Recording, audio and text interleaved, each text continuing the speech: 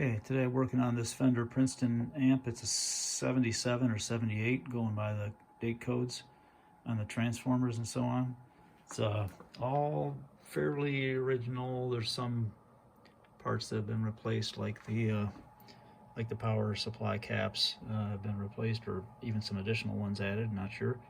But I'm getting a really raunchy, not pleasant overdriven sound, and I'm going to show you some oscilloscope traces here as I go from fairly low volumes up to just at the edge of breakup, and just how gnarly it looks on the oscilloscope. Okay, we got the volume of the amp set at about 2, and I'm just going to play some single notes and some chords, and you can see on the scope how we'll get a fairly sinusoidal looking trace. Of course, it doesn't look exactly like a straight sine wave because it's made up of multiple frequencies, but you can see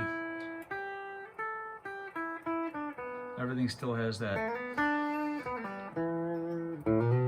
sinusoidal shape. Chords are a little bit busy, a little harder to figure out, but single notes for sure.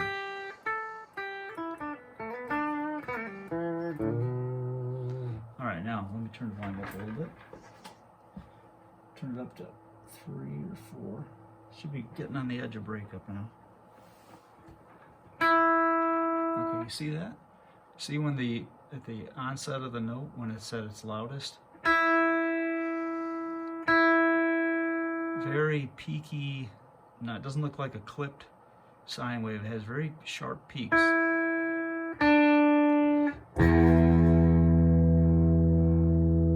You can see, especially on the bass strings, again, when it's at its loudest right after I hit it,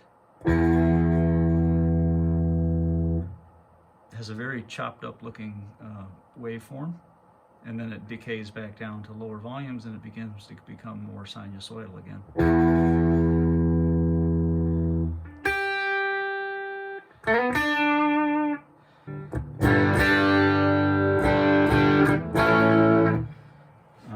Now I go up even a little bit louder.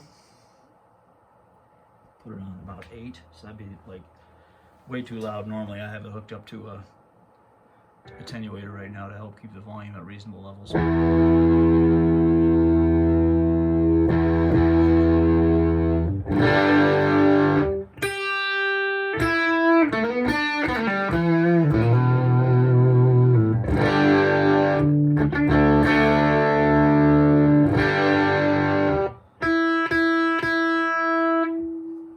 So I can tell you that even though it might sound okay on this iPhone microphone, when I record the amp, it sounds really nasty and harsh, not like it used to. And I'm going to find out now whether it's due to perhaps a tube that's going bad, maybe some other components that have, maybe some caps that have dried up, or resistors that have failed, or what it is. All right, so here we go.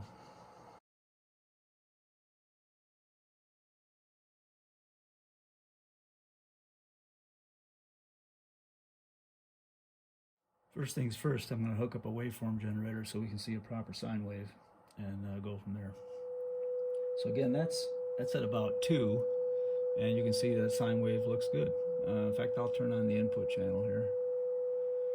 Input is here. This is the output across the speaker terminals. As I turn up the volume on the amp, you'll see the output trace get larger in amplitude while the input stays constant. Okay.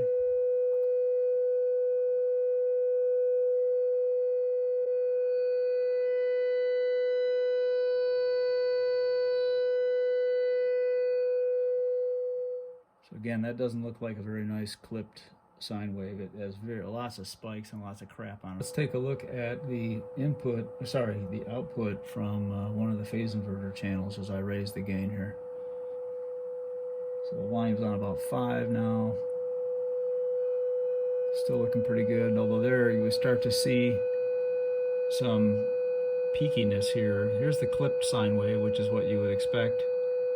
And this peakiness, I think they call it nipple distortion, is occurring on the bottom side. Let's take a look at the other side of the phase inverter. Okay, that side looks a little bit better. I'm going to raise the volume a little more. Yeah. So that one just clips as you would expect and looks pretty sinusoidal at the top. Well, one thing I noticed is this is the tube that was in there for the phase inverter, 7025, which according to the tube chart should be at the front end, should be V1, should be the first tube in the preamp section. I'm going to plug a 12AX7 in there and we'll see what happens. So here I have an old 1960s era Sylvania 12AX7 that I just purchased, and we're going to plug that in and see how this guy sounds in there. This is the same side of the phase inverter that before looked okay with just normal clipping. And that still looks good. Let me move the scope probe. Okay, this is the side that formerly had that weird kind of nipple distortion. Let's see.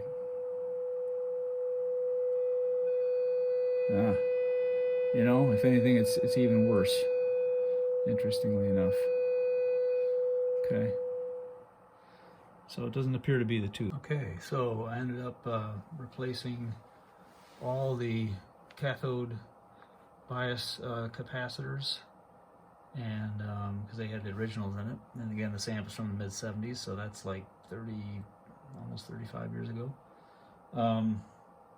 As well as I found a resistor in there that was the wrong value on the reverb circuit. Looks like it was originally put in, but it was completely the wrong value.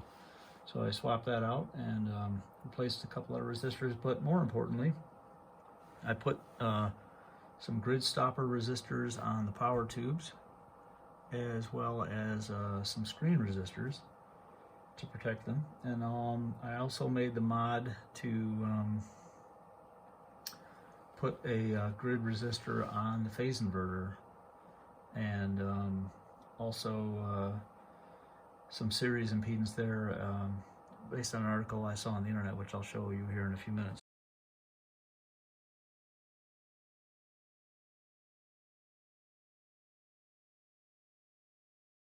Okay, there's some articles online about unpleasant overdrive in circuits like that are what you find in the Princeton Reverb. This article in particular on valvewizard.co.uk, I'll put links in the description, talks in particular about this kind of nipple distortion and frequency doubling that you see on the output that I was getting. And they talk about putting in some series resistance in front of the phase inverter. There's another article here that someone talks about using a 470K and splitting it instead of the 1 meg. I'll get to the schematic in a second, and the 33K to the grid. So the magic of Photoshop, here's the original schematic. This is the phase inverter in question. There's the 1 meg resistor. You can see there's no, from this coupling cap coming from the preamp stage, it goes straight into the grid. There's actually no series resistance here, and that's what that article is talking about, needing some fairly high resistance between that coupling cap and driving the grid. So the article mentions putting this 470K with a 33K in series with the grid, so it's in total around 500K, and then keeping roughly 1 meg in the original position by adding another 470K here. So again, I'll flip that off again. As you see, the original schematic was 1 meg from here down to this bias point, and the proposed revision is this. And this is the mod that I did to my Princeton Reverb. It's fairly straightforward and pretty easy to put back if you ever wanted to do that. And it worked. I don't know which one of those things worked. Oh, and I also put the V1 and V4 tubes back where they belong. So yeah, a lot of stuff, who knows what actually fixed it, but check this out. I got the tone generator going. So if I turn it up now, I'm looking at one of the outputs of the phase inverter. and we get the clipping, and still fairly round sinusoid at the top. And now if I go to the other channel, this channel you're going to see now was the one that was misbehaving earlier. So let me turn that volume up again. And there we see clipped at the top, but nice round sinusoid at the bottom. So if you remember before, I had that nipple distortion at the bottom. And looks much better now.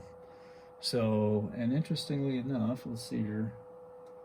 I'm going to pause this and connect the speaker output so you can see that. Okay, so now we're looking at on the output channel here on the bottom one, the speaker itself. And I thought I had this fixed, but maybe I don't. So watch when we get into clipping here, start to get that frequency doubling again, which I believe is the cause of the harshness. And you can see the peaky stuff there. So that's now, we know that coming out of the phase inverter, it doesn't look like that. So it must be in the output stage. Could be the output tubes, or perhaps the output transformer, or maybe maybe something else. So I've got a little bit more work to do here to figure out what's causing that. But that's full blast, by the way.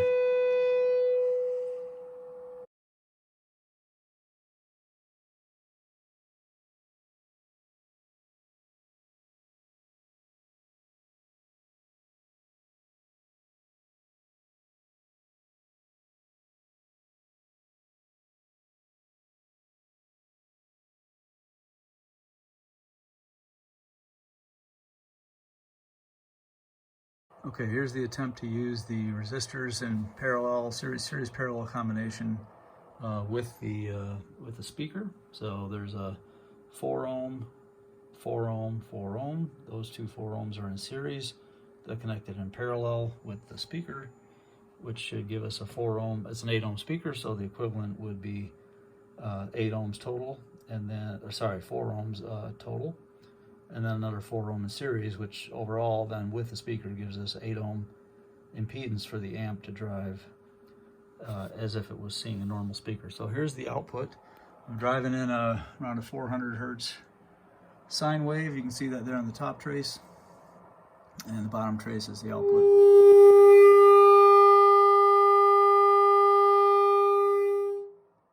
Okay, so we see the clipping, and we see there is some not so elegant looking drop there at the first leading edge of the clip part of the waveform, where it comes, it's rising up, it drops down, and then it flat tops from there. But I think it looks better, and I'll put the speaker back to normal here in a second. We'll compare the difference.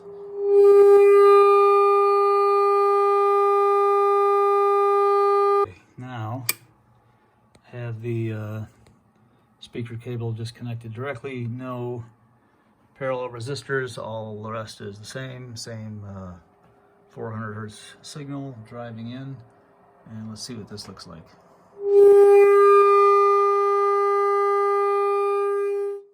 Well, as you probably saw on the peak there, it was cleaner on the previous version. I'll do it again. It's so loud I can't talk over it though. There's no attenuator in place. To build up the combination of the resistors into this this little bud box, and it'll plug right in to the back of the amp, and then you'll plug the speaker jack into that other end of the box. So nothing that's permanent. You can easily undo it, and it has the added benefit of lowering the volume when I crank the amp, which is good for my marriage.